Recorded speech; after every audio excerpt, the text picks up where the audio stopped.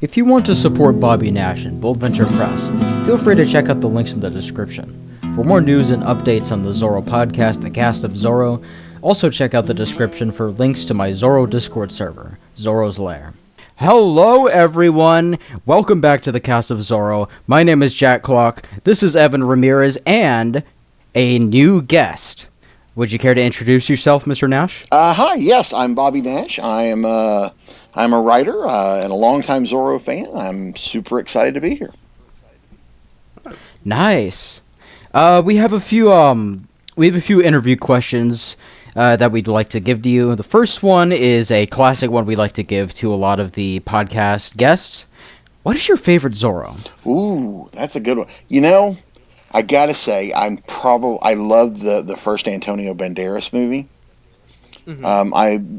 That one hit the year I graduated from high school, and that was when I was really getting into going to the movies and enjoying the theater experience, you know, on my own or with friends as opposed to a family outing or something.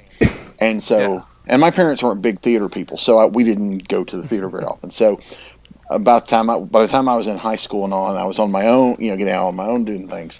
So Zorro came out that particular Zorro movie came out at just the right time, and I just love the adventure of it. It's so well done. But I also it is really well. Yeah, but I grew up watching some of the other iterations of Zorro, and I've read some Zorro books and comics over the years as well. So. Oh, nice. Yeah, I'm a massive sucker for the books and comics as well, so I'm glad that you've read up on those too.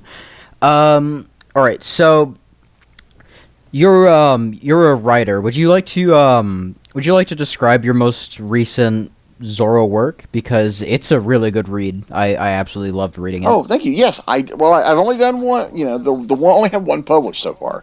I did a story. I did a story for Zorro's Exploits. Which Bold Venture Press put out. I'm sure you guys have talked about that on here before because you're in there as well. We had a few of those. But so it was great. It was one of those things that in talking with Audrey, I had done some other work for the publisher, and in talking with Audrey, I mentioned my love of Zorro, and she goes, "Oh, that's cool," and a year or so passed. And she goes, and then she says, "Hey, we're doing an anthology, or you want to pitch something?" And it was really that simple how it happened. But it's really cool. I do media tie-in stuff from time to time, so it is always fun to play with characters, other pre-existing characters. But when it's one you grew up enjoying, that there's an extra little bit of fun to it, because it's almost like that this is a dream job kind of thing. Yeah. I can only imagine. And, but speaking of I was gonna say, and Zorro definitely fit the bill for that for me. It's definitely one of those characters that I loved, so writing him was a ton of fun. I actually sorry, I didn't hear it, but outside of the Zorro anthology, like the anthology that you posted, what else have you worked on besides Zorro? In terms of tie-in characters, I've done the Lone Ranger. I have a Lone Ranger story coming out in November. I've done nice. I've done the Green Hornet. Really? Yes. I've written the Green Hornet twice, and I have another one that I'm writing later this year to come out next year. And I've done Kolchak the Night Stalker a couple of times.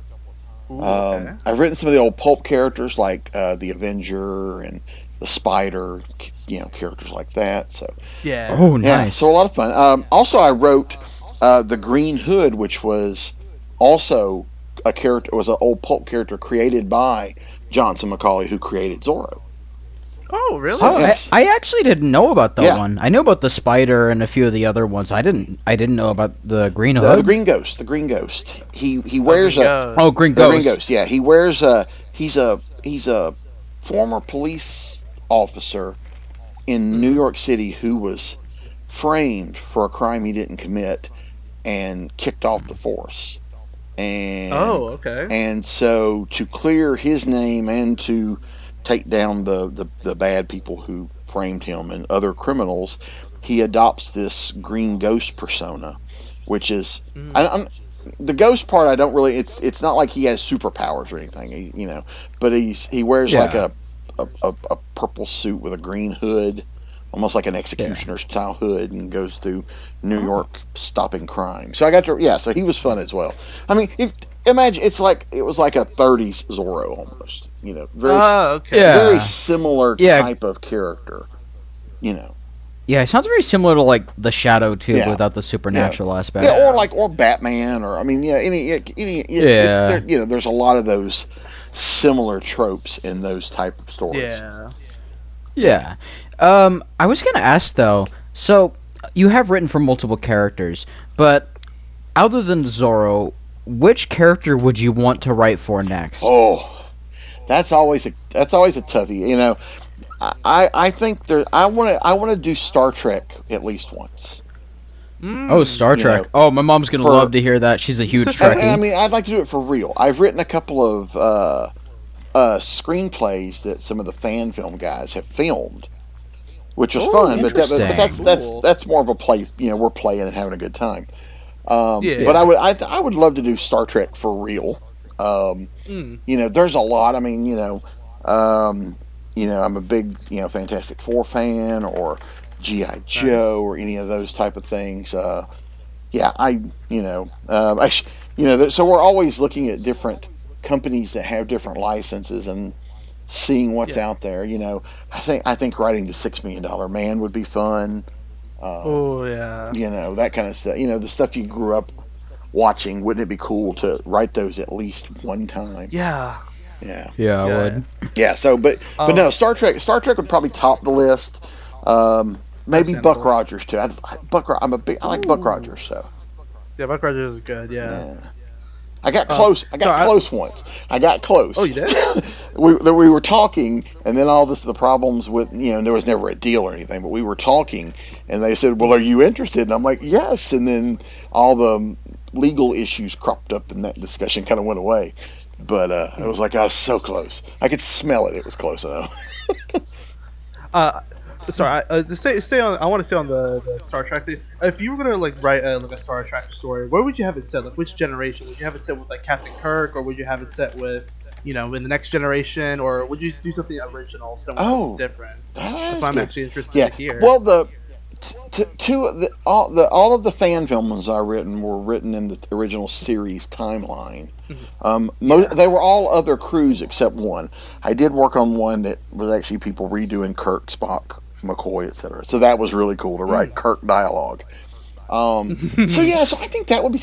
I would love, as much as I love the original series, I would love to write something set during the movie era. Oh, because like the original movie, right? Because that doesn't. Yeah, there's not a lot of stuff written in that era, and if you look at the movies are all, they're so different. They're like there's an emergency we've got to fix. It's not.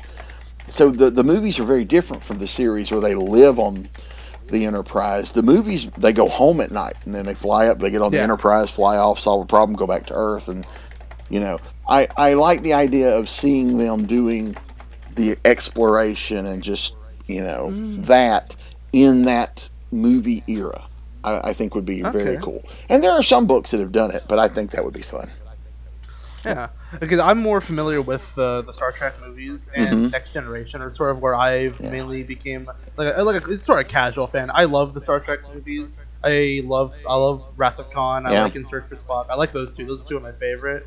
But I had no idea that you liked Star Trek. You should. Okay. Like I said, casual. I've only seen the I've seen the movies. He knows like how you got me into Transformers. He knows who Captain Kirk is. Yeah. I know who Picard is. I know who Spock. I've watched like a few snippets of Next Generation. Loved it. I do love Picard. I haven't really watched a lot of the original show, but I mainly watched the original movie. My favorite. Most of what my favorite Star Trek is Deep Space Nine. From start to finish, if you look at like the whole series overall, Deep Space Nine is just better from start to finish There's the other ones are great too, but there's just something about Deep Space Nine that I just absolutely love. Okay, I'm trying to remember. Is that which one is that? One's from the 90s. That's the one from the 90s. That's right? the one It started while Next Generation was on. Okay. It's a space station I think my mom told me it was like a competitor show or something. It was more like a companion show. Yeah, it was on 2 years. Okay. Like the first 2 years of it were TNG's last 2 years, and then when DS9 started their third season, Voyager started their first season. So there was but Deep Space Nine is more the grown-up side of Star Trek, and I don't mean that in a negative, but TNG and Voyager were very simple. We go to a planet, there's a problem, we solve it, we fly off, we go. Deep Space Nine deals with the Federation at war, which we had never seen before. We'd always heard about it because they're always talking about the aftermath of some war that they fought, but we never saw them fight a war. Deep Space Nine, out of its 7 years, 4 of it we're at war with a more powerful empire that's trying to take over, the galaxy. That's actually really interesting. I haven't seen it at all. I've only heard some things about it. The only thing I knew about it was that it came out the same time as Next Generation. Yeah, that's the only thing I knew about it too, and the more mature tone. It's a little darker in places than the others, and the first 2 seasons do take it like TNG. The first 2 seasons it takes a little while to get there. But with season 3 it really picks up. But with season 4, it kicks into high gear because Worf comes over, and Worf joins the show, and then the war really kicks up, and we go to war with the Klingons, we go to war with the Dominion, we go to war with the Romulans. It's like a big but unlike TNG and Voyager, it's not just one and done episode. Well, there are some in there that are like that, but it's one big long story, and I just love it. It's my favorite from start to finish of the shows. Yeah, that actually sounds really interesting. Actually, I didn't know there was so much to it. Yeah, I didn't know either. To be fair, I know even less about Star Trek than Evan because I've mostly seen the recent movies, and because my mom's a huge fan, she showed me the most recent show. It was Strange New Worlds. I like that one a lot. I don't know much else about Star Trek though. Yeah, Strange New Worlds is good. I enjoy that. The new stuff's pretty good. I enjoy those. Strange New Worlds kind of carries on that original series and kind of Next Generation vibe. And because it's the only window where I know a lot of the characters people talk about, like Scotty or Uhura or anything like that. That's because when people talk about those characters and stuff, I'm just gonna be thinking about those versions instead of the ones from the 60s. Right. Yeah, we've kind of reached that point where there are new people playing all of these, because this is because Strange New Worlds has recast a lot of those people. Plus, we had the original versions. Plus, we had the movie versions, which are different. So because they're you know what's interesting though, if you think about it, that the upcoming Disney Zorro show on Disney Plus is going to be very similar. It's going to be the original 50s Disney Zorro with an entirely new cast and with new themes and stuff like that. Well, yeah, because when you write these things, even though they're set, Star Trek and Zorro have this in common. They are set in specific time periods. Yeah. But even though that's the case, they are still written reflective of the time they're written.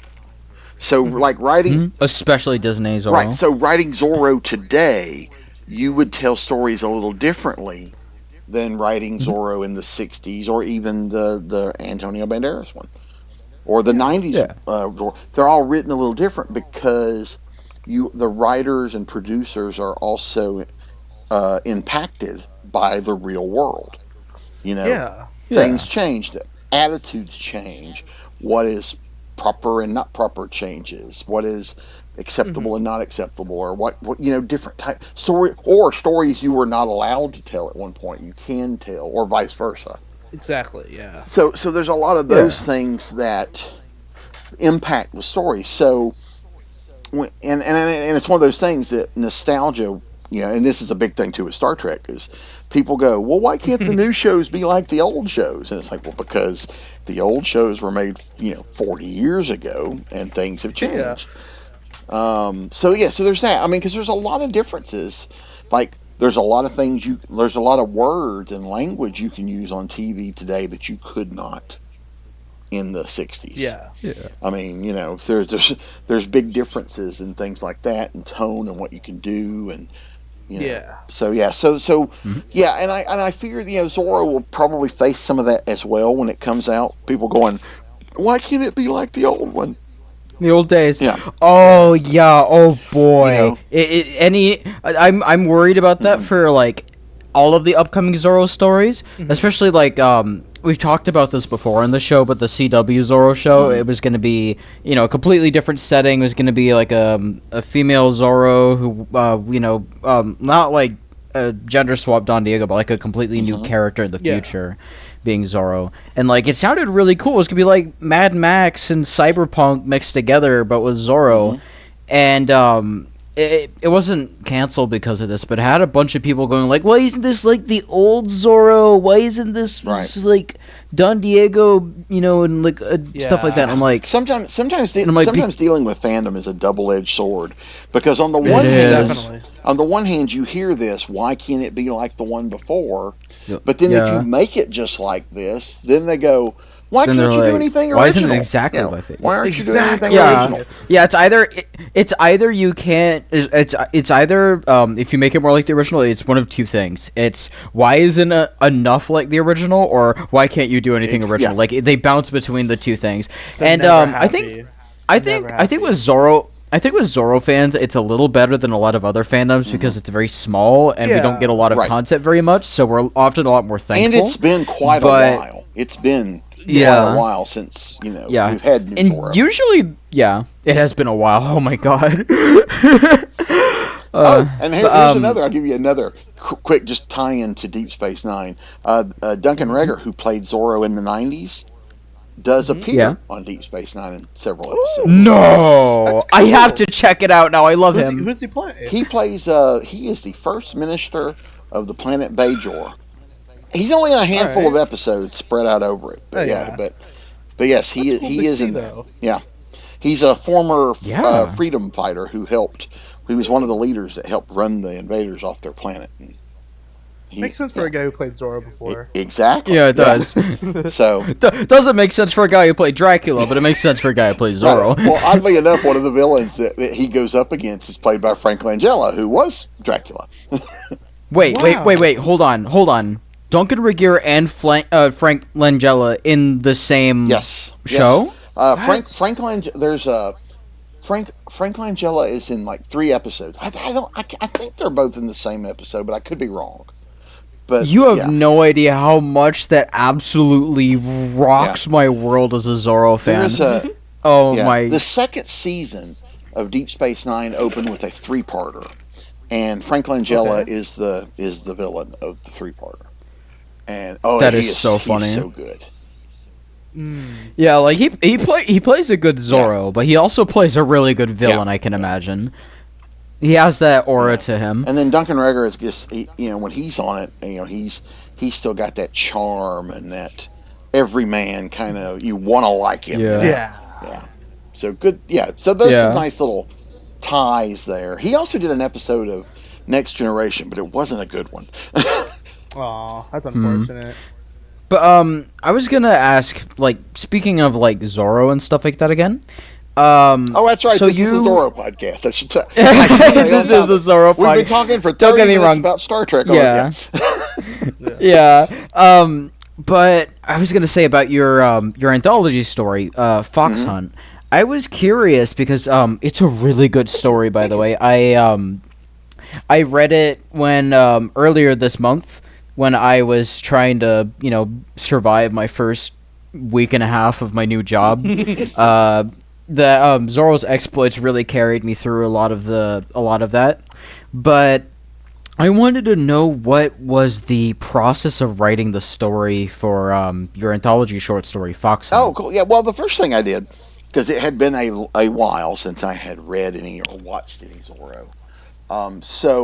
I went out and got some of the reprint collections of the original stories that Bold Venture had. That's a good idea. Bold Venture had put those out, and so I did some reading, and I had read some of them, but not all of them in the past. So it was really cool. So I enjoyed those, and so that gave me ideas. And then I watched the movie again and things like that, just to kind of get into just to kind of immerse yourself in the world, get yourself kind of in that moment. And so then from there, I just start taking notes and jotting notes about what would be cool. And one of the things I do when I write anything for an anthology, because there's going to be 10, 15, 20 other stories in it.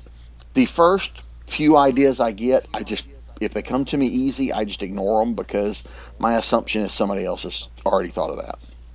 Right. And so the idea for Fox Hunt kind of came, it was like my fifth or sixth plot idea. And I just like the idea of this guy who, it's a simple story. He just wants to be the greatest swordsman in the world. So he goes around the world challenging great swordsmen to duels and then kills them. And of course, who is one of the most well-known swordsmen in the world? This mysterious guy, because the lore around Zorro is bigger than Zorro, And that's what I always loved about the Zorro franchise. It's like a lot of people don't recognize that, but there is a lot of characters that surround Zorro that also make up a lot of the really cool parts of the stories.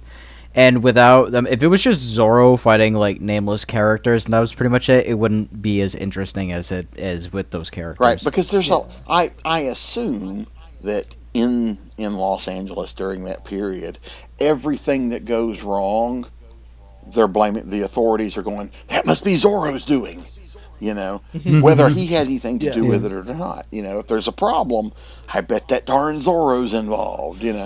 It's like J. Jonah Jameson. Every problem in New York, Spider-Man, Spider-Man, it's something to do with it. Yeah, so so the legend of Zorro, as cool as Zorro is and as gifted and talented and all that Zorro does, the legend has kind of outgrown him, and so those type of things to where it's just the mention of his name, kind of brings out, like one of the things about the Antonio Banderas movies, when he's an adult and he meets Anthony Hopkins as an older man, and as soon as he realizes he's Zorro, you can see the reverence on Don Alejandro's face when he's like, Zorro? It's like, oh my God, this.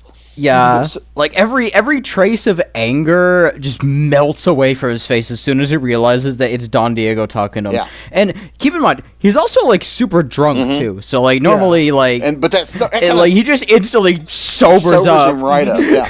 Well, that's like the very first Zorro story, where we meet Diego and Garcia are talking and all this stuff's going on, and then Zorro shows up, and we don't actually know until the very end of the story that Diego is Zorro. Yeah. So it's that really cool. And I love the idea of playing with the secret identity, because you have to play to be the great hero. You have to play the buffoon publicly. And Diego is always having to do things, so you have to be creative. Like there's a bit where the villain of Fox Hunt shows up, and he's very boisterous and loud, and I'm gonna kick Zorro's, and I'm gonna this and I'm gonna that, and he's very loud and boisterous, and and Diego is standing there, he's just like, I just want to go up and punch this guy, but I can't, so he has to find ways to, even before he appears as Zorro to do anything against him, I have in this bit where they have this face off during the party, and where he has to prove his point without blowing his cover. Yeah. And so that allows so probably as great as the sword skills and all that is, Diego has to be smart. He has to be a planner. He has to know how to do things when he can't just use a sword. And that's fun to write. I enjoy the challenge of making him still be heroic while playing the buffoon. Yeah, those are always some of the most fun parts, especially like in the 1940 mark of Zorro, because they barely have him do swashbuckling that one. Half of it is just him outwitting, outsmarting, and just messing with everyone, and it's really, really entertaining. Yeah, and when you're doing prose, it's hard to write sword fights in prose that can go on like a sword fight in a movie or a TV show. Because you can only swords clashed so many times, So you have to be. You gotta get creative. Yeah, you have to get creative in how you're doing all that, and so you don't have in prose. You don't have quite the elaborate sword fights because you write it in a way so the audience sees the sword fight in their mind, and they're making the sword fight better in their mind because they see it moving with whatever image of Zorro is in their head, and so doing it that way, and so getting into the character's mind and seeing what they're doing and seeing how they're doing it, and then kind of kick off the sword fight, let the audience fill in some of that. It's the same way when you're writing murders. I don't have to be grisly when I write the murder because the audience will fill in those blanks and actually make it more horrific than I could probably write it. And so writing the sword fighting is kind of the same way. It's like it's just like okay, they have a sword fight. Yeah. Ow. Although I do use more words. Writing. Yeah. Although like writing the ins and outs of like if you know more specifics about sword fighting, I think you can get away with having more detail of like, and then the character did this technique, but the character countered with this technique. Like both work very well. But you also have to be careful. Like if your audience doesn't know those terms, you can lose them. So you have to do it. That is fair. Yeah. You have to do it in a way like, I've got at one point they're fighting in the dark in Fox Hunt. Like the bad guy has.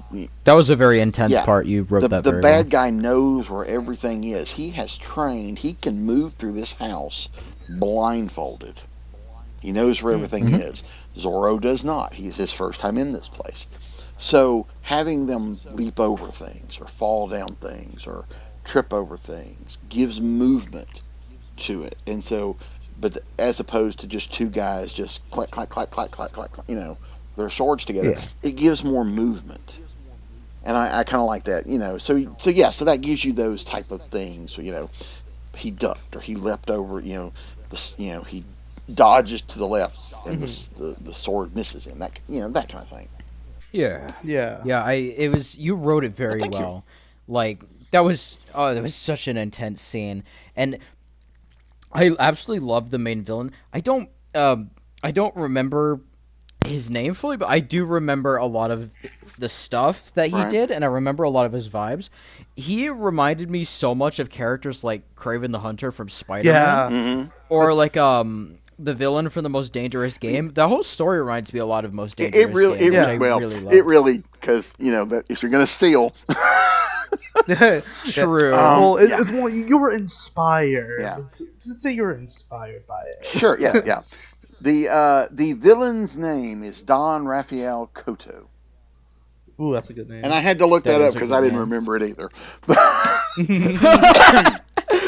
But yeah. Oh, that's very funny. So, there's been a lot of stuff written since I wrote that. So yeah, the memory gets a little fuzzy. That's very fair. That's very fair. But speaking of the story, Is there any scrapped story story ideas you wanted to do instead of it that you wound up not doing? Yeah, I have this idea in my head, and I just can't do it because logistically it doesn't work for the time frame. But I've got this image in my head. I would love to see Zorro on top of a train having a sword fight with a guy on top of a train.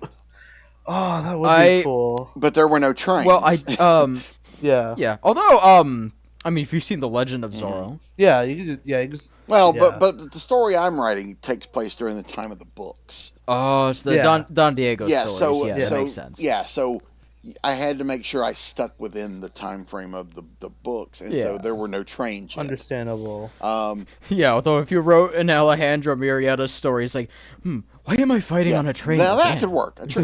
But in the context of the character, the version I was working on, there were no trains to use. So, that idea of how cool would it be for them sword fighting on top of a moving train? It would be pretty cool, despite the historical inaccuracies. Yeah, but it's one of those things. It's like, man, I want to do this, but I can't. So just and I've written another one for next year, and that was the first thing I thought. I was like, just still have to throw it away. So one final question before we move on to the next section. What would you say is in store for your writing career? Like, what is in the future for you? Okay, well, I'm always working. I have several comic books coming out in the next year. I have a 6-book series I did for an educational publisher called Crimes in Time. I'm not sure if that's going to be the official title, but that's what we're calling it. Crimes in Time. And it's 6 standalone graphic novels that are crime stories set during historical moments in time. Ooh, interesting. So the publisher provided these 6 historical events, and then I wrote a story to fit them. But then I also had to do a write-up of the real event, because it is for an educational publisher. And so they gave me 6 events, like one of them was the Great Chicago Fire of 1871, the sinking of the Titanic, the bombing of Pearl Harbor, the blackout in New York in 1977, I think, Hurricane Katrina, Mount St. Helens eruption, that kind of thing. So they gave me the real event, and then I created a crime story that worked. That it had to take place during or around or whatever. They had to. It couldn't be separate. You couldn't just watch Mount St. Helens on TV from somewhere else. You had to be. It has to be connected. Yeah. So I did that, and those are in the process of being drawn now. I saw some pages just the other day, and they look really good. So I've done that. I've written several other things. Lots of comics coming. I did a couple that have already been sold to a streaming platform, so they're going to adapt them into live action. No! Oh, that is cool. Yeah, that's pretty cool. It's one is called. They're company-owned characters. One is like a superhero vigilante thing called Shank, which is about a gang war, but with people. Some of the people have superpowers. All right. And so that's a 4-issue. Think Daredevil or Batman gritty kind of that kind of feel. And then the other one is called Resurrection, where the Superman of that universe is murdered. And goes to hell. Okay. Because we find out he wasn't as good as we thought he was. And so the devil of that universe is tormenting him, has captured him and is tormenting him. And then he escapes and he comes back. But he comes back and he's broken. And he starts killing. And so now there's this big hole.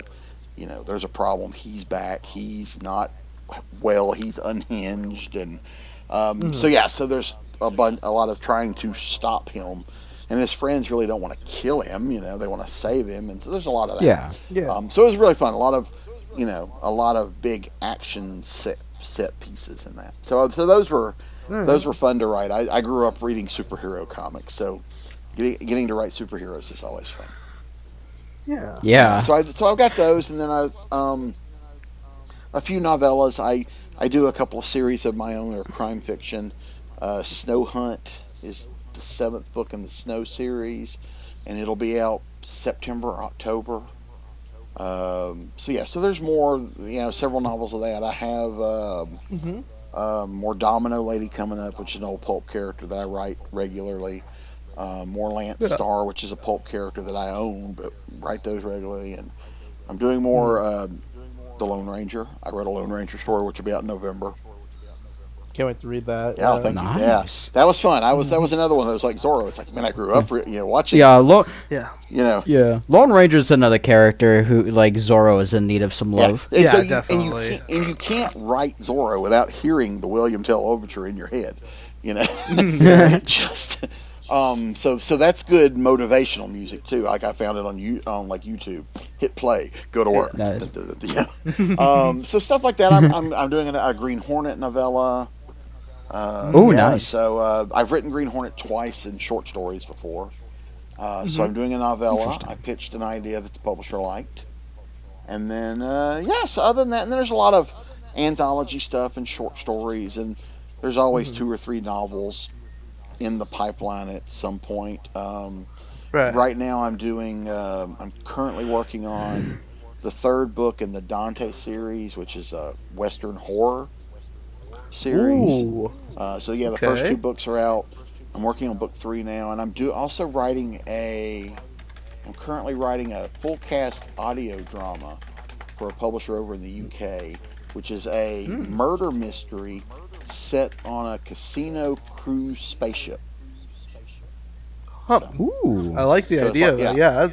So it's like a cruise. It's a cruise ship in space, and the house detective has to solve the murder. And so I'm writing that.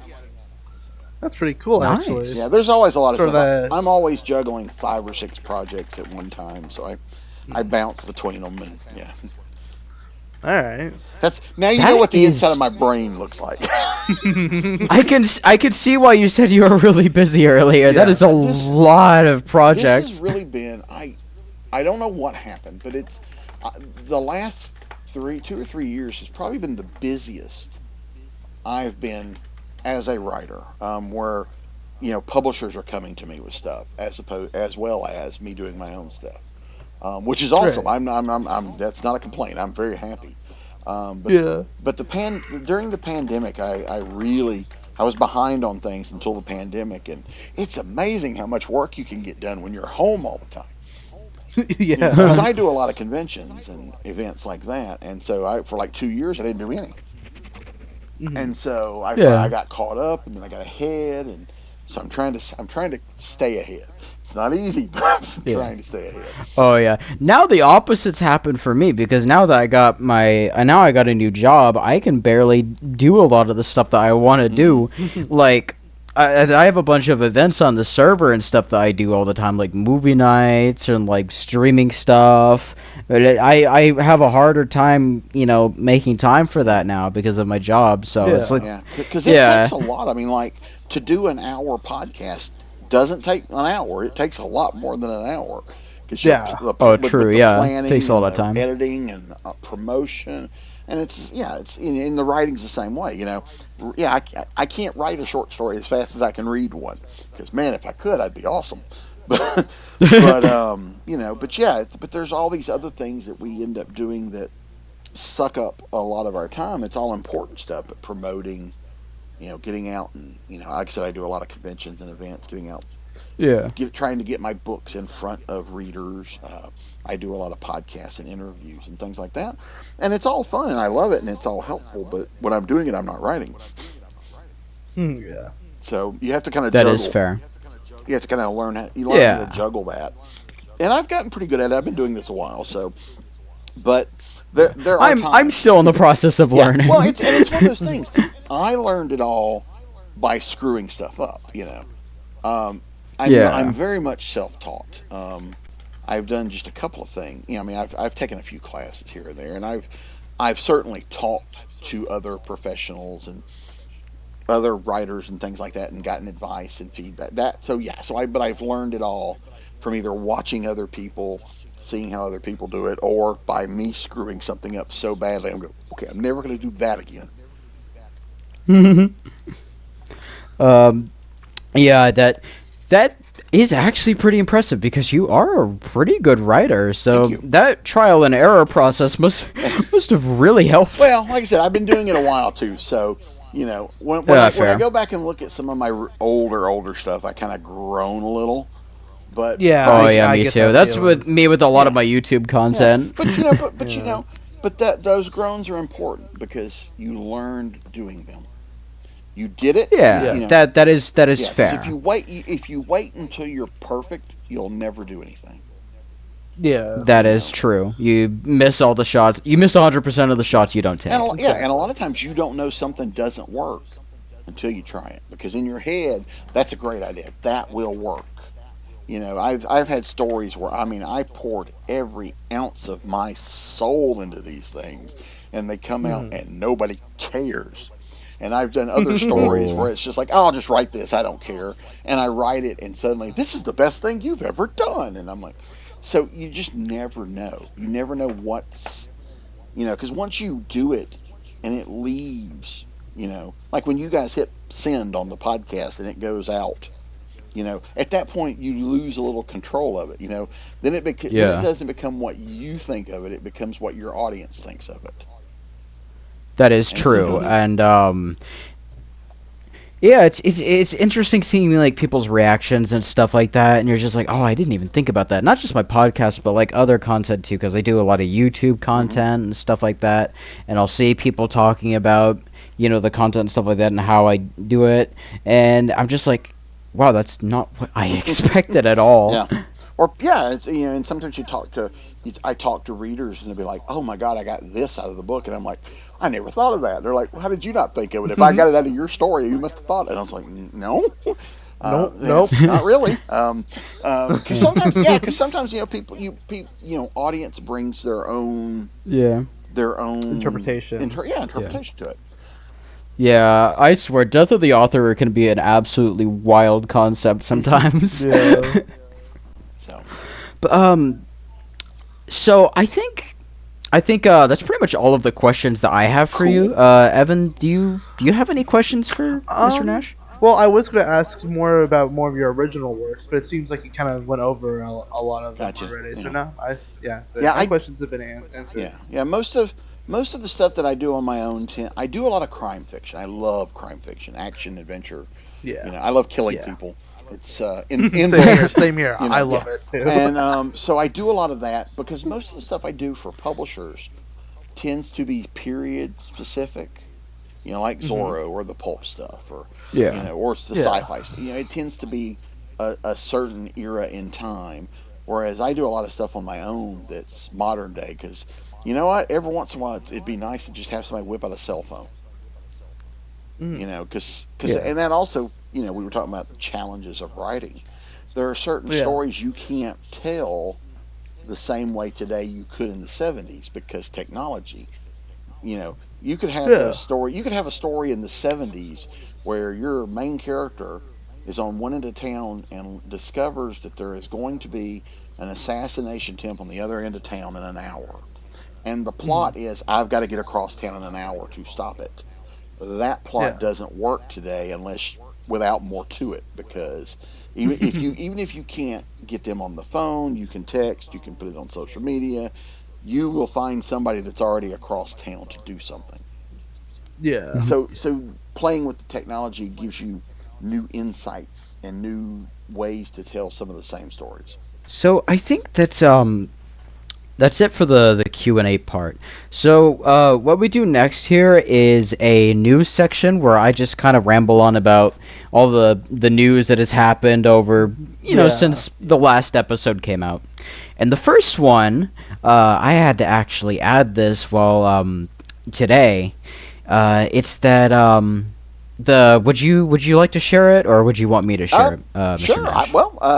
There will be another Zorro anthology coming out in 2024.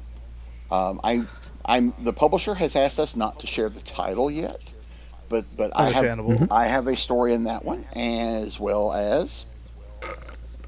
Oh, come on, jump in. Yeah. All right. I'm not alone. I'm also working on one. So we will both be returning for the new Zorro anthology, and I'm very excited. You'll be returning. This is going to be my first ever. Okay, Yeah. So I'm super excited and super nervous about it. I can't wait to show you guys what I've been, and I'm also just so honored. I hate to like toot my own horn, but if you told like little 10-year-old me when I was a boy that I was gonna be making like official Zorro stuff, he would not believe me. He would have never believed me. Yeah. Believe me, I understand completely. You know, the Bobby who was just starting to think, wouldn't it be cool to tell stories? You know, if you had told him that, hey, one day you're going to get to write. You remember that Kolchak the Night Stalker movie you watched? You're going to get to write him one day. You know, and you just can't believe it. It's like, how could me, out of all people, be able to do that? And it's like, or the other one that gets me is like, I remember the very first comic books I ever read, or those early ones. You know, there's a part of me that's like, had I told young 6-year-old me reading those comics that not only would one day you be writing them, but you would get to know the guys that wrote those and drew those, and you would be friends with some of these people that you grew up reading. And yeah, I would have never have thought. Yeah, and I've been doing the same too. It's been an absolute pleasure knowing a lot of the people who've worked on Zorro stuff, like you or Audrey Parente and Rich Harvey, and Susan Kite and Francisco Silva, and all of the other ones that we've been able to talk to on the podcast as well. It's just been such a pleasure knowing all of you guys and being able to talk to people who worked on Zorro stuff, and now I get to be one of the people that works on Zorro stuff. Welcome to the club. Oh my god, it makes me so giddy. And it's a nice little club, because it is. I mean, even though there's been a lot of Zorro stuff over the years, I mean, it's still a small handful. I mean, it's a small circle of people that have written the character. Yeah. So you're part of a bit of an exclusive club. I know. I'm so excited. And I tell you, there's nothing like the feeling of holding the book in your hand. I mean, for the first time, even after all, I cannot wait. Even after all these years, and I've been published for quite a number of years. Even after all these years, when I get comp copies in the mail and I open that box, there's just that feeling of, ooh, I helped make this. That's. It still gets me after all these years. I cannot wait to experience that for the first time. It's there's a euphoria there that it's hard to put into words, which I know is weird for people whose job it is to put things into words. But but there's a sensation. Some things are just that special. And I'm thrilled that even after all these years later, I haven't lost that feeling. There's still that feeling of magic that's still around, and like the fact that you haven't lost that is honestly really good, because like it should feel magical every time. Like it should never get old. Yeah, there are sometimes while I'm doing the work that it's just like, oh, this is just a day job. This is the job. I love the job, but it's my job. But yeah, holding a book in your hand, getting out, doing stuff like this, talking to other people who have read it, or showing it to people at conventions or whatever. Because writing is such a solitary. I'm alone in an office when I write. And I'm just sitting on my computer all hunched over listening to music while writing. And so you write the book, you're kind of in this bubble, and then it goes out. And then, like I said, it could be a year and a half later before it sees print. So by then, you've moved on and done a few other projects, but then it comes out and people start talking about it, or then you're just like, oh yeah, there's that. I forgot about this. That's when the feeling gets me more so sometimes than when I'm actually doing the work, because when I'm writing it, my thought is on, don't screw it up. Yeah, that's how I've been feeling this whole time. There's a lot of pressure. I'm obviously not going to give any details away of what's going on in the process, other than it's stressful. It's fun. Don't get me wrong. I'm currently whittling down all the outline and stuff like that. I'm gonna start writing the story proper pretty soon, but it's hard. You gotta live up to that standard of storytelling, not just of like the other Zorro anthologies and Bold Venture Press books that I've been reading since I was like 19. But God, I feel old now. Also, like the I was 16 when I got the first Zorro pulp Bold Venture Press reprinting. Gotcha. It was my 16th birthday, so but you know, you got to live up to the 104 years of storytelling that's been done with the characters. Like, how can I spin something new with this franchise while making it still feel recognizably Zorro? And I feel like the story I've gotten, well, I'm very tight-lipped about what it is. Obviously, yeah, I have to be. But it's not easy though. It's not easy. But I feel like I've hit that perfect balance of something new but something familiar, and I can't wait to show you guys. Yeah, because these pre-existing properties, they come with a built-in audience, which is good, but it's not always the same audience. There are going to be people that read these anthologies that have never seen the 60s Disney one. There are going to be people that have only seen the Banderas movies or only seen the 90s. So that's the only thing that's their knowledge of Zorro. Yeah, there's a lot of fragmentation with Zorro fans and stuff. It can be frustrating sometimes, but it is what it is. And also, but it's also like you can't. So sometimes you do things. So it's like, well, why isn't this character in there? And it's like, well, that character was created just for that movie. We're not doing the movie version. We're doing the book version. Yeah. Yeah. You know? And so like, man, the Green Hornet was like that because we were doing the TV version. And there are characters in the TV show that were not in the books. And there were characters in the books that were not in the TV show.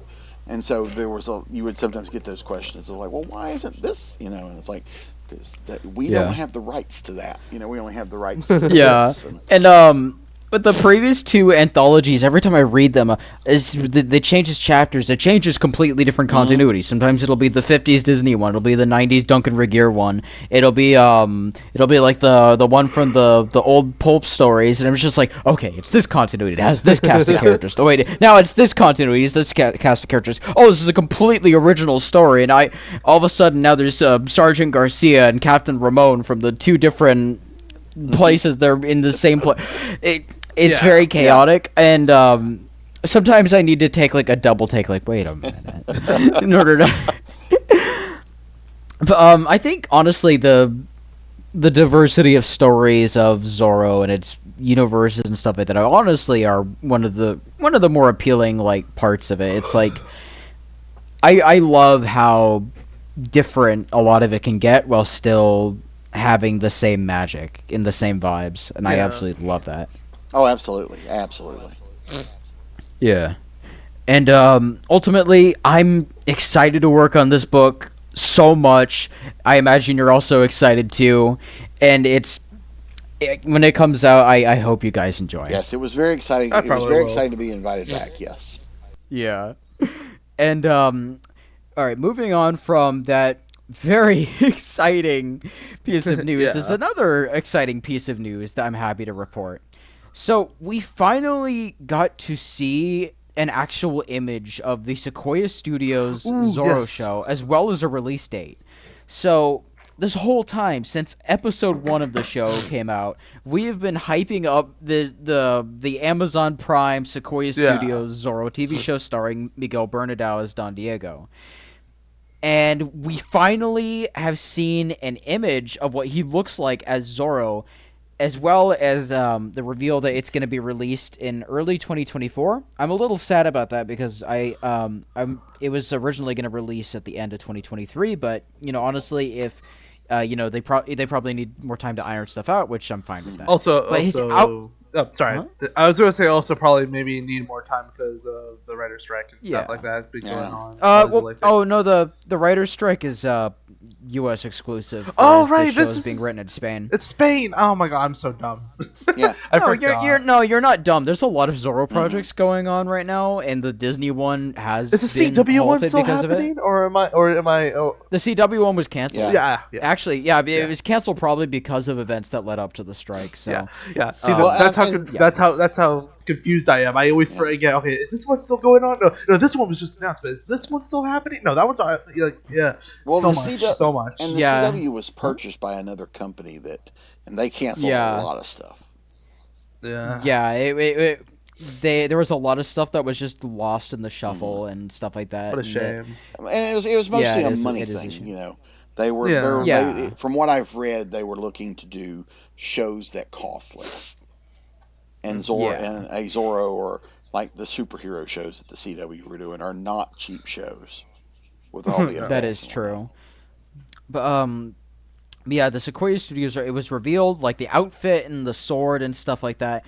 And oh my god, the outfit is so good. I'm gonna go post it in the podcast text chat so you guys can see what I'm talking about. Where is it? And I'll probably post it on the podcast video as well. Oh, that does look good. And like I absolutely just love the mask. Looks so good. I think I love how very simplistic it is, because after like it's a good change of pace from the Antonio Banderas outfit, which is very colorful and stylistic, whereas this is like more plain and bold and stuff like that, and I really like that. I love how the mask, like the nose covering, kind of sticks out a lot. It kind of reminds me of like the Robert Pattinson Batman costume a little bit, which I really like. I'm normally not a Batman guy, but that movie really worked for me. Oh yeah, that movie's good. And the size of the sombrero cordobes, like the cape is just the right size. Yeah. Like everything is like that. I think the only criticism I have is that like his rapier is kind of like ornate, like a little too ornate for my taste. I prefer the more like cup guard. Yeah. But other than that, I think it's almost completely perfect. I think for me looking at it too, I think he should be able to blend into the dark. I think that's a good, thing for Zorro to be able to kind of like move through the shadows and attack from, come out of the dark and use the shadows to his advantage. Plus, I always like the idea of Zorro having a very man of the people, simple costume. Yeah. I always love that. I mean, don't get me wrong. I like the more ornate designs, but you can never go wrong with like just a simple like plain outfit, kind of like how the 1940 version does. Well, it also depends too. Is it going to be on TV or the big screen? Those make a difference too. Your big screen, you need a little more. You're going to see more details, so they want to, Yeah, and then because like comparing like the Tyrone Power outfit, like that one is like you can real quality costume work for a costume that barely shows up, and then you got like the Guy Williams outfit. It's you can tell it's made on a lot cheaper like materials and stuff like that, and like because it's for a TV budget and stuff like that. Whereas, but like it is so well made and detailed for a TV show outfit, and I just think that's so incredible. Yeah, like they didn't just recycle the Antonio Banderas outfit again like that other show did. Yeah, well, and also, okay. We'll get to that later. Also, TVs are bigger now. The pictures are cleaner and crisper than they were back in the Guy Williams days. Yeah, fair. Whereas they were very grainy and small, and so they do. Yeah, they have to be a little more, I guess, up to date on that. Just because if you're watching it in HD on an HD TV, you can pick out every crease and wrinkle and that is true. On that black suit. Yeah, true. And speaking of HD, there's another cool piece of Zorro news, is that so previously the Mask of Zorro was released in 4K HD, It was, but now the Legend of Zorro has had something similar. It's not the exact same one. The Mask of Zorro was released like 4K Steelbook, but like this is more, this is 4K Blu-ray. But it's still really cool to see these films being, revitalized and stuff like that. And I know I really want to get copies of both movies in 4K because that would be so amazing. Yeah. Mm-hmm. Yeah, it's just a small piece of news. I just think it's really cool. First Mask of Zorro gets that, 4K refurbishing, and then now Legend of Zorro gets the same. And I'm kind of hoping, maybe, like, not 4K versions, but, like, more, like, tuning up and stuff like that. Kind of enhanced, cleaned up versions. And... Yeah, it would be really awesome. And the last piece of Zorro news we have for today is comic related. In that we now, along with a few other new images and stuff like that and more details, we also have a Kickstarter page from Sean Gordon Murphy for his upcoming Zorro comic, Zorro Man of the Dead. It's for anyone who is not in the loop, it is a Zorro comic run that is going to be done by the same guy who did the Batman White Knight comic series, which is a very good read, by the way. And it's essentially a modern times Zorro story.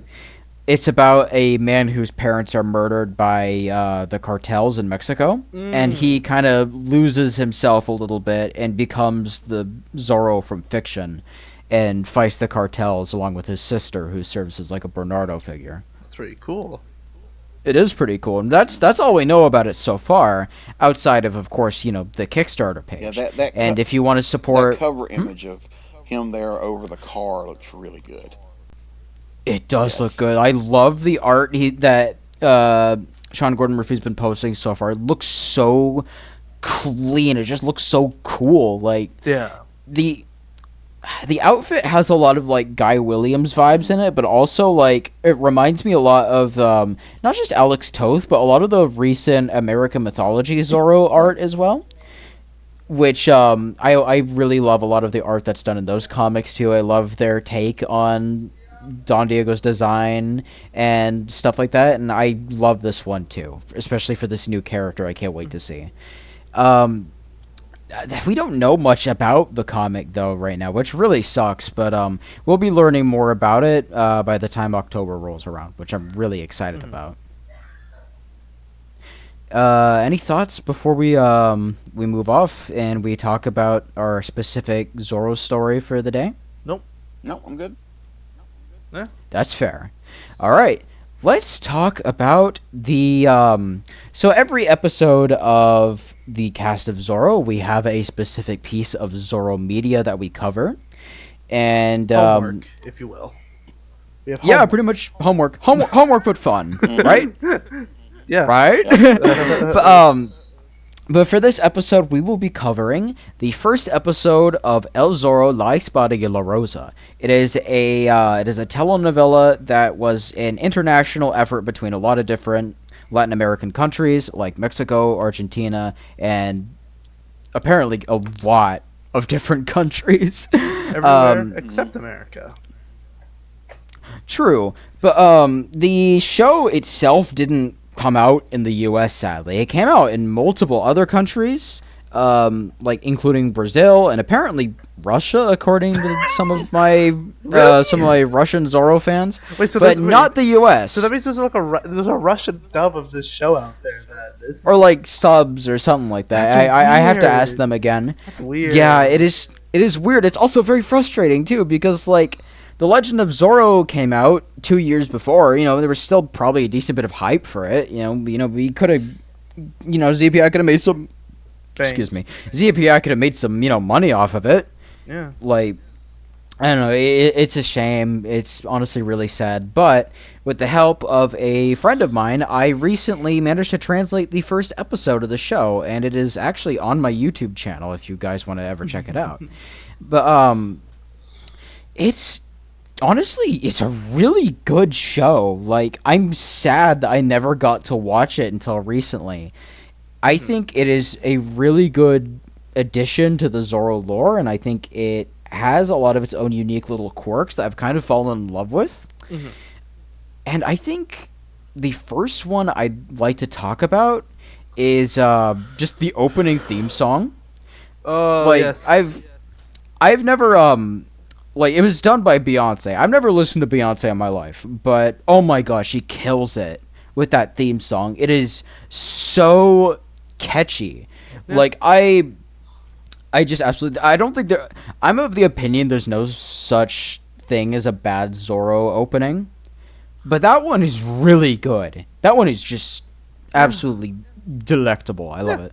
And is there anything specific that you guys really liked about the show? Because I also want to get your guys' opinion. I was gonna say the one main thing that's always been sticking in my mind ever since I watched it, and it's Mankata. I think that's the name. He is my favorite. He's my favorite character. One of my new favorite Zoro characters. I am in love with who he is. The guy with the eye Mankata. Patch. Yeah, he is. Oh God, let me get his name out. Fernando Sanchez de Mankata. Yes, him. I think he is probably. I'm probably going to be keeping up with the show whenever it gets translated again, just for more of him, because I think like he has the potential of being like. Because here's the thing, I like Zoro, but he has a very miserable rogues gallery. Like it's usually that is true. We've had conversations about this before on this show. Yeah, we've talked about it before about the rogues gallery of Zoro, and I feel like we need more like interesting like sure he's kind of like bare bones. He's like what was he? He was like, oh, I'm the evil. Like it was like evil father. I don't remember his exact what he is, but he is the evil father of Esmeralda. Yeah, well, first of all, that's actually something different. He's not just an evil alcalde or corrupt person or like corrupt government official. He's also an abusive dad. He is just an awful father. And he just chews up every scene he's in. Every time he does. Every time he gives you that look with his one good eye, I just laugh. He just gives you like the Rock eyebrow raise when he's angry. It's so funny. And like his dialogue too. Like obviously I can't like comment on like it's a Spanish performance, and I can't understand all of the complexities that would go into a performance in Spanish. Yeah. But I absolutely love how it feels like he is chewing the scenery with every line of dialogue, especially just like when he gets as like. How do I like?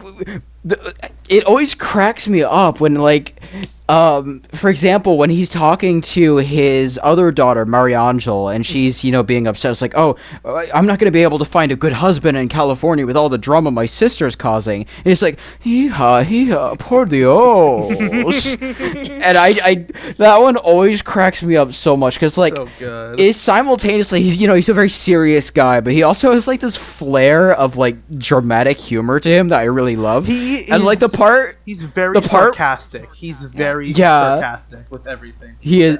Yeah, he's very sarcastic. He's always kind of throwing in jabs at people, especially Esmeralda, and a lot of his dialogue is really interesting. And I love the part where he just randomly just screams and gets really angry when he finds out that someone took his luggage.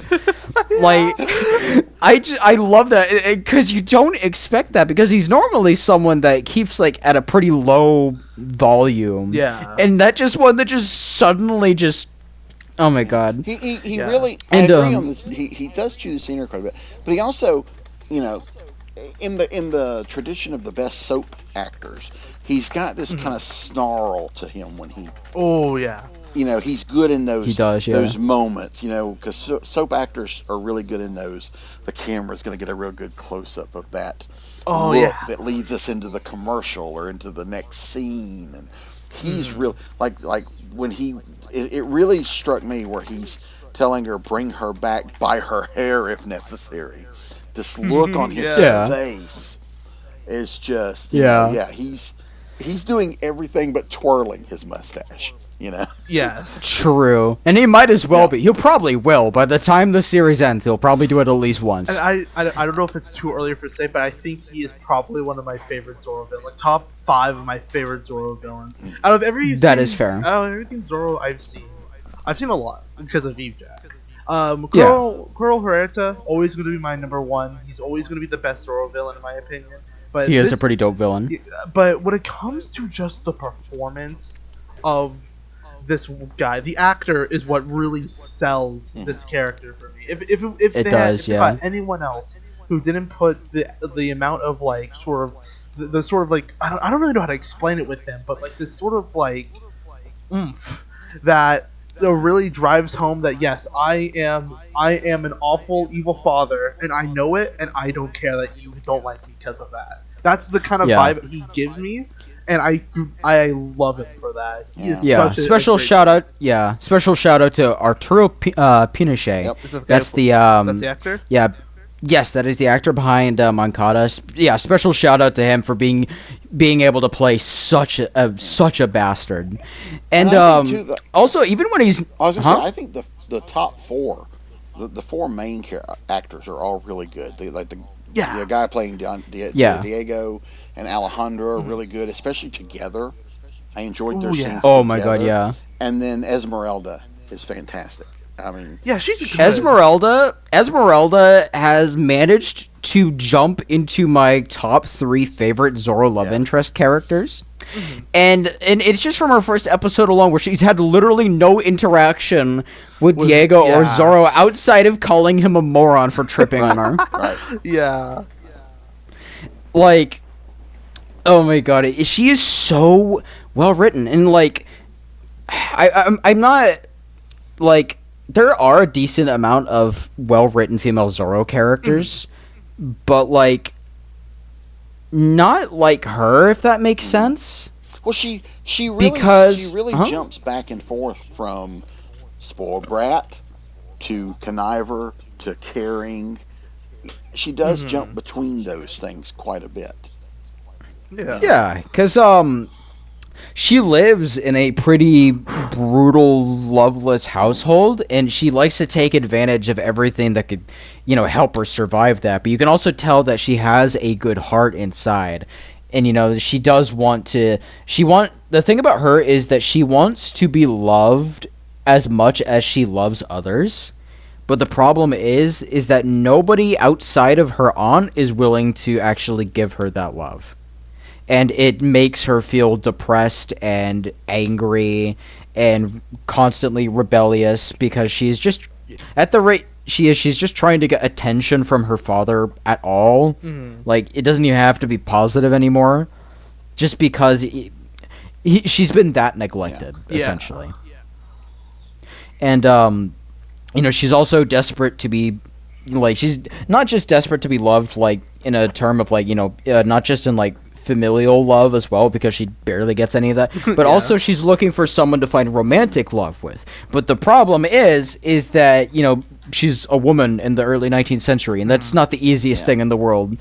Like, because the first thing we see is her running away from an arranged marriage with like Don Jacinto, who is a giant, like, wrinkly pear of a man who smells like cod oil. And it's like, you can't help but absolutely just feel awful for her. Like, but also proud too, because she kind of takes. She doesn't wait around for someone to rescue her from this. She takes matters into her own hands to get away. Yeah, and I mean, like, there's characters like Victoria Escalante or Elena Montero that have done that before, but not to the same extent that Esmeralda has in terms of having agency. And I think that's what I really love about her character. Like, also, she's just funny. Yeah, she's pretty She's good. just really funny. Yeah.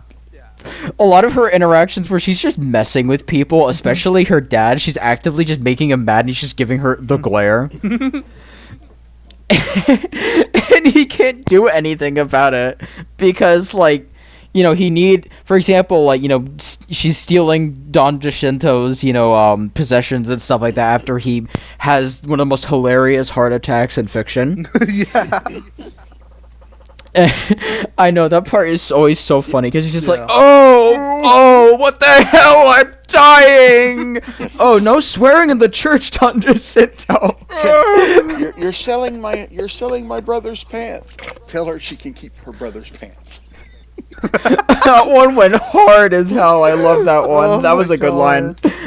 Yeah, she's great. I got a good belly laugh too when she breaks into the "I'm rich, I'm rich, I'm rich," chant. I know. Yeah, her happiness in that one was just so infectious. I absolutely loved it. And speaking of main characters, there's another character, that has also gone through, a lot of the feelings of being unloved and feeling like they're being trapped in a prison by, the people who are, they care about and stuff like that. And it's, Don Diego, Zorro. Don Diego in this show is one of the most miserable versions of Don Diego I've seen in my 12 years of being a Zorro fan. And I love it. I love it so much. It is the exact opposite of my favorite version of Don Diego, which is the 1920. I wouldn't say he's my favorite version. It's my favorite movie, but he's the exact opposite of the Douglas Fairbanks Zorro because he is eating up the amount of frustration he causes to people when he's pretending to be the fop. But you can tell from Christian Mayer's performance, he hates being Zorro. He hates lying to everyone that he loves. And, while that's been a thing before with different versions of Zorro, Guy Williams' Zorro has struggled with, telling his father, telling, some of his love interest. Duncan Regier's Zorro, he struggled with telling Victoria because he wants so bad for her to feel, the same feelings for him that he has for her. But, with Christian Meyer's Zorro, it is from all, he's being attacked from all sides by the people in his life for being Zorro, and they don't know. Don Alejandro is just constantly throwing jabs at him about how, he's just this womanizer poet who doesn't care about anything other than writing and being a sleazeball to girls. I love you, Diego. Don't get me wrong, but you're a bit of a loser. Such a disappointment. And then and there's his childhood friend who he has to destroy their friendship just so he can help out an innocent person. Yeah. And because and then she finds out, that he was only making out with her specifically to take the book from her dad. And she's like, whoa, yeah, Don Diego only cares about his own pockets and his own reputation. Well, even the people he's trying to help. She the Romani prisoner, Miguel, and his wife, Laisha, both of them are... Don't get me wrong, I understand from the horrible position they're in of, being a persecuted Romani person by the government, but they are horrible to Diego because they think he is exploiting them and being an asshole to them. To steal our land. Yeah, they think that he's stealing from them, even though he doesn't want to. He wants to help them. He, from the bottom of his heart, he has that classic Don Diego compassion, but nobody sees it except for Bernardo, who barely appears in the show. And it's just it's like the guy can't catch a break. Everyone is so cruel to him. Even his friend Garcia actively tells him that other people think he's a loser. And it's even then, Garcia is compassionate to Diego, but also you can tell, just like in a lot of other ones, he doesn't understand Diego one bit, and that makes Don Diego so lonely. Yeah, you really feel for Don Diego throughout this entire episode. Yeah, you really feel for him a lot because he is dragged through the mud one time, literally. Yeah, and you can tell he's so ready to just hang up the cape and mask. He is one bad day. People are always talking about, I'm one bad day away from being a supervillain. No, Don Diego's just one bad day away from retiring, just giving it up. Yeah. And the only person who is trying to get him to continue on is Padre Viarte, who, by the way, I love Padre Viarte. He is he's a very fun priest character. There's a decent amount of priest characters that are fun, but like he has this vibe to him where like he's simultaneously like this very wizened mentor figure, but also he has this bit of a whimsical Yoda side to him that I really love. Like just him having fun goofing around playing cards with Diego in one scene and trying to comfort, Maria Pia while she's dealing with the fact that her husband is a genocidal monster in the next. And it's just like, and he's the only one that is able to comfort Don Diego because he knows his secret identity, and he's trying so hard to like motivate him, like, you got to continue, people are depending on you. And he's like, people aren't depending on me, people hate me. How can I protect the people when the people think I'm the enemy? Yeah, because he's also, I mean, yeah, because he is kind of, to a point, playing Don Diego to keep him as Zorro too. I mean, it is in the Padres' best interest for Zorro to continue, because he flat out says it. Yeah, it's like, without Zorro, like, your loved ones and me and my brotherhood, we're all screwed. Yeah. And it's just like, and also just Don Diego's so lonely, and he tells him, like, you know what, Diego, you got to find a woman that will love you for the man behind the mask and not for the guy, wearing it. Yep. And like, I really hope this woman magically somehow appears right in front of you at some point, later. That'd be really cool. It'd be a wacky coincidence. But, yeah, I absolutely love, like, both Diego and Esmeralda. They're both going through the same struggles, with a different coat of paint. They're two different sides of the same coin, and I absolutely love that, and I cannot wait to see how this relationship of theirs, that I know for a fact is going to blossoms. As for, like, other characters to talk about, there's a lot of characters to talk about. Yeah. Oh god, who else? I guess we should talk about some of the other like villains too, because there's two other villains. There's Comandante Montero, not to be confused with Don Rafael Montero. Capitan Ricardo Montero is one of the worst Zorro. No, I don't mean like writing. I mean as a person, he is one of the worst. He is disgusting. Like, yeah, Captain Ramon and, like, from the, the Curse of Capistrano and Colonel Huerta from 75, they were sleazeballs, yeah.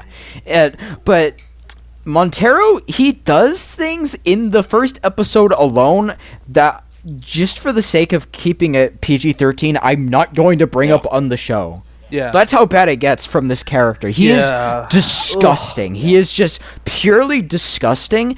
Every scene he's in just radiates pure uncomfortableness with him being around. Yeah. And it's no wonder why then that he, grows an infatuation instantly with the other villain of the story, Mariangel Moncada, who is the daughter of the main villain, Fernando Moncada, and also the horrible, awful sister to Esmeralda. Yeah. She's interesting. Like, I feel like we'll get to know her better as the show goes on. Mm-hmm. But from what I've heard, she pretty much stays as a bastard throughout most of the show, if not all of it.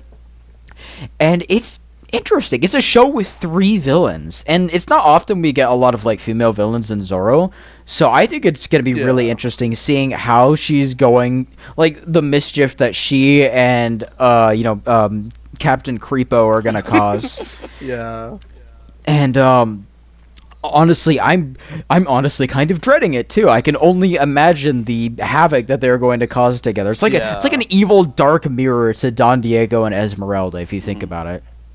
I never thought. And I suspect there will be a lot of plans and backstabbing and just because of the nature. To watch. Yeah, just because of the nature of the show. Yeah. But again, the and Mariangel does kind of have she has inherited her father's kind of evil, knows how to look evil and chew the scenery. Yeah. If Esmeralda inherited Fernando's ambition, I'd say Mariangel inherited her father's cruelty. Yeah. Like, it's like that. And I think that works really well because like it shows it highlights two of his personality traits that are super important that we're probably going to be seeing for the rest of the show. Oh yeah, by the way, speaking of like Moncada, another thing I was going to mention, like I know we already talked about it before, but like even when he's not on screen, he's still a terrifying presence because there's this whole question that's like laying around about like what happened to Don Diego's mother, and like Maria Pia's relationship, Alejandro's sister, her relationship to Moncada, and as well as Alejandro's friendship slash totally totally not homoromantic friendship with Moncada, and like. There's a lot of questions that are swirling around this character that when he shows up, I feel like a bunch of bad stuff is just going to go down. Yeah. Especially when it comes to, like, Diego's parentage and stuff like that. Because we see him literally running around killing Native Americans and stuff like that. So we know that, we know that whatever, cruelty and evil he has now, he was even worse in the past. And you can only just imagine the bad stuff he's going to do in the future. That's really scary. But like other characters, there's this. I really loved the side story with like Miguel and Laisha and stuff like that. Like they're side characters. They fill the same role that like Nacho Torres and his family kind of fills in the Disney Zorro, where they're kind of like the innocent angelic victims that need saving from Zorro. But I love that they're not just like these flawless like saint-like people. Like they're genuinely frustrated, terrified, angry and scared, and they're willing to go to unfathomable levels just to protect each other, and it is so tragic. And I hope that they manage to get out of the story alive. Yeah. Although considering like some of the darker aspects of the story, I'm not sure. Yeah.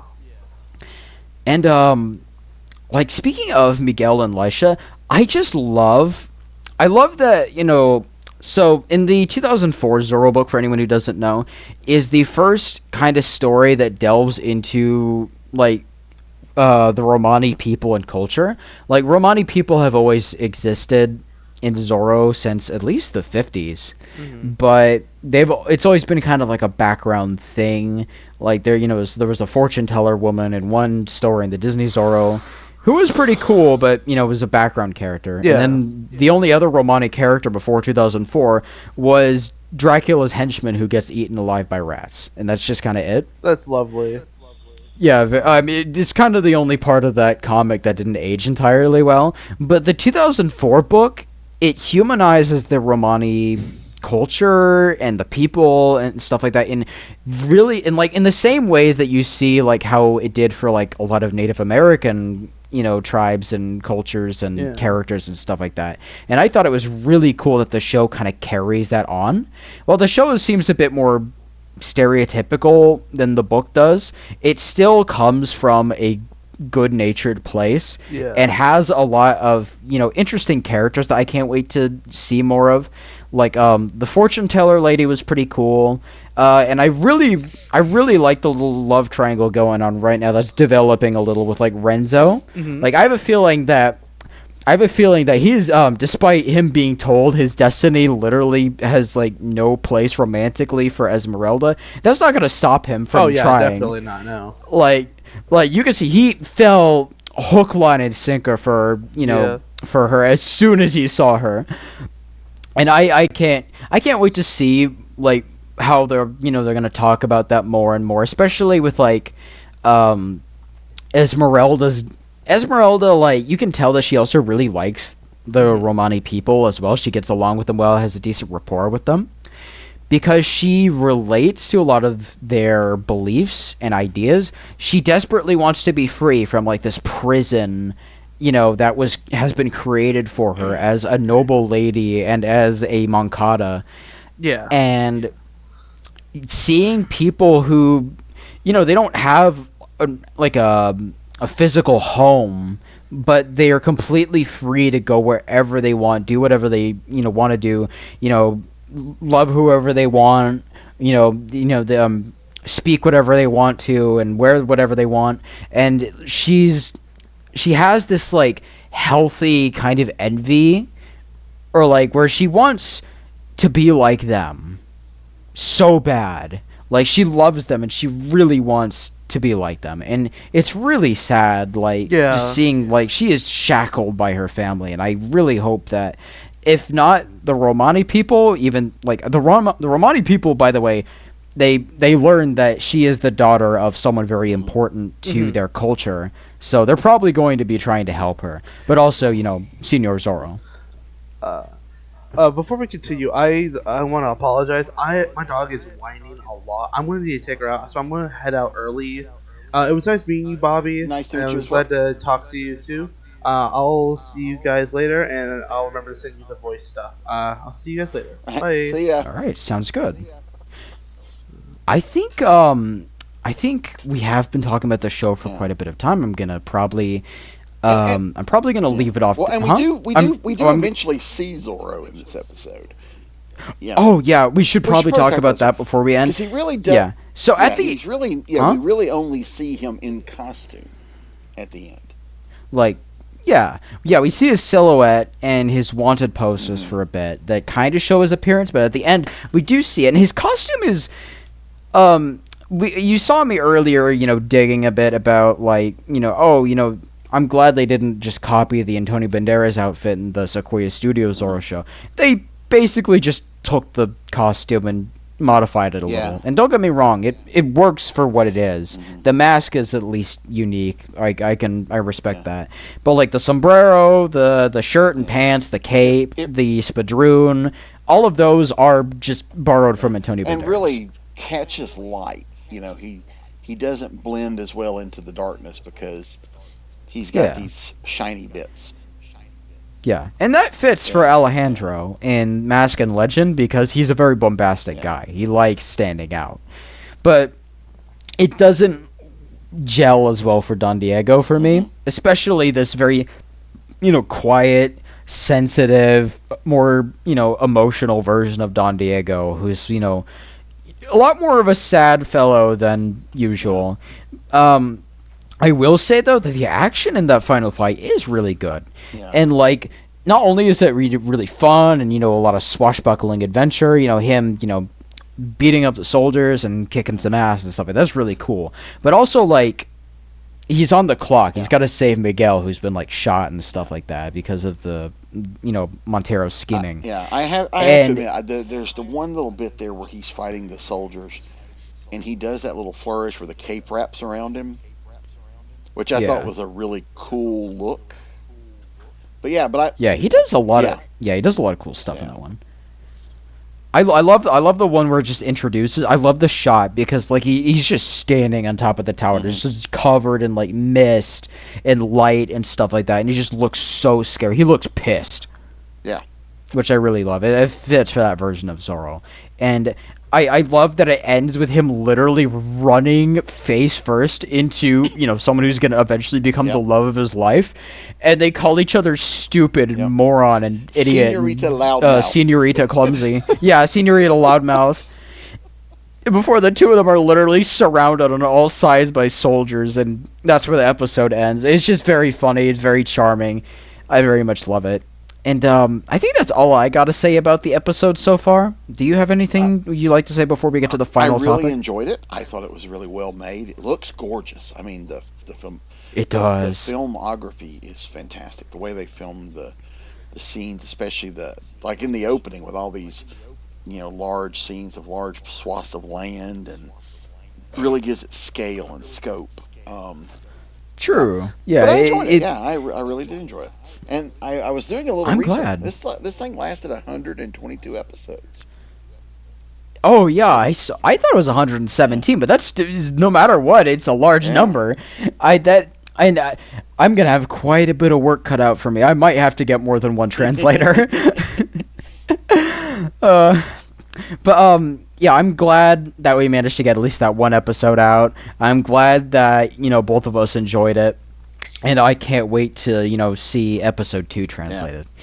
And with that, I think we're going to have one more topic left, which is, all of us, well, just the two of us now, though, share, an opinion on something Zoro related.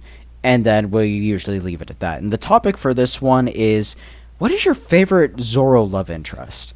And if you want, I can go first if you want to think about it a little, or you can go first. Well, I can go ahead and go. For me, the one that sticks out for me, I really did fall in love with Catherine Zeta-Jones as Elena Montero. When she first shows up on the screen, she is just captivating. I just immediately kind of fell, and I don't know if it's the character or the actor or both, but there was just something about her that just really worked for me. I've heard about that from like a lot of people. Like, I'm kind of sad. I don't have that same infatuation, but from like everyone else seems to. So like, you hit the nail on the head with that one. Yeah, and I can't explain what it is, but I do enjoy her. I wish she had more to do, especially in the sequel. I think that's the reason why I don't have as much of an opinion on her as a lot of other Zoro fans do. It's because she doesn't have as much to do. And it's often like, people get surprised because I don't dislike Elena Montero or Elena de la Vega. I actually sometimes, there's a decent amount of scenes of her that I do like, especially in Legend of Zoro, but like, she lacks a lot of the agency of other Zoro love interests. Sure.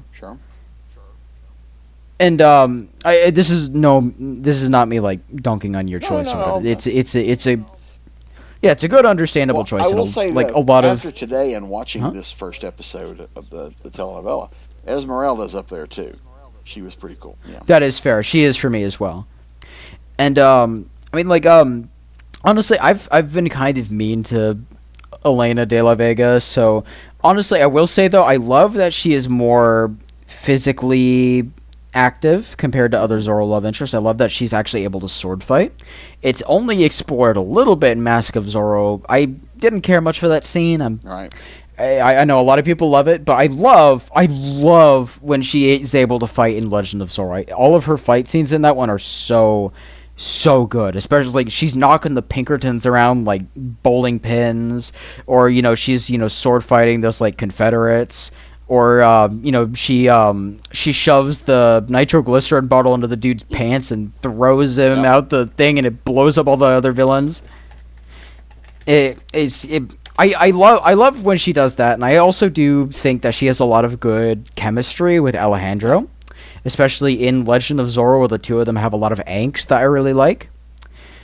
As for me though, I will say my favorite is I don't know if you've heard of her, but it's Victoria Escalante from the Duncan Regeer Zoro show. Okay, yeah, very good.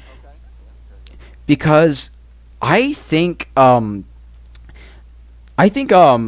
like in terms of like character agency and stuff like that, she has been outclassed by Esmeralda, but she has a lot of character and charm that I absolutely really love.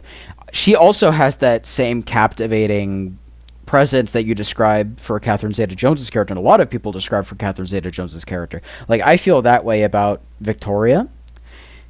And like, not only for me is she very beautiful, but also she's a very fun character in general. I love that she doesn't just interact with Don Diego, but she also has like a friendship with Sergeant Mendoza. She often does like activism with like Don Alejandro, and those two often have like a really fun professional friendship. And I always really love that. I love that she's also just like a savvy businesswoman. Mm-hmm. Like, I just thought that was really cool. Like, she owns the tavern in the show. And oftentimes a lot of the stories will center around that and her business and stuff like that. And I just think it's really cool. Like, most of the episodes, she gets something good to do. And, like, despite the fact that, she's very, like, lovesick and very lovey-dovey, like, she melts and fawns over Zoro and stuff like that. It never feels degrading or anything like that. Because, like, normally she's, her very much her own character, and, she's has her own agency and her own stuff going on, but also she absolutely just cannot resist fainting at the sight of her dashing hero, which I think is a pretty fun duality. Right. And, I just realized I've kind of cut you off.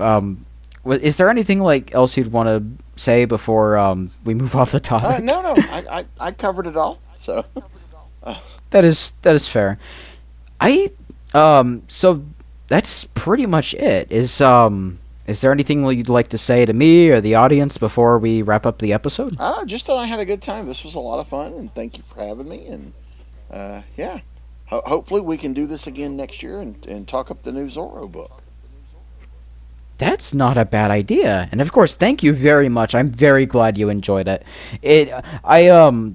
I've been like debating a while, like, oh, should I like invite Bobby Nash on my my podcast, to talk and chat about it, because like I had a lot of Bold Venture Press people, and it's just like, oh, like, maybe people might find it redundant or something. But like at the same time, you're really cool. Thank you. Like I'm really happy I got to talk to you. You're a really cool guy.